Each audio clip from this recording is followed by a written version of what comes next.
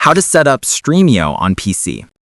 Hey everyone, in this video I'll show you how to install and set up Stremio on your laptop so you can start streaming movies, shows, and more.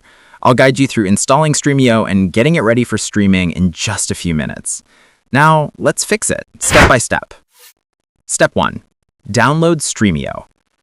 Go to the official Stremio website at stremio.com. Click Download, then choose the version for your operating system, Windows, Mac OS, or Linux. Always download from the official site to avoid malware or fake versions. Step 2. Install Stremio on your laptop. Open the downloaded file and follow the installation prompts. Click Next, accept the license agreement, and choose the installation location. Step 3. Create or log in to your Stremio account. Once installed, open Stremio and either log in with an existing account or create a new one using email, Google, or Facebook. This account keeps your library and add-ons synced across devices. Step 4. Add add-ons for content. Go to the add-ons section in Stremio. Install official or community add-ons to access movies, TV shows, live channels, or streaming services.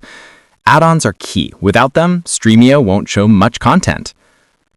Step 5. Start streaming.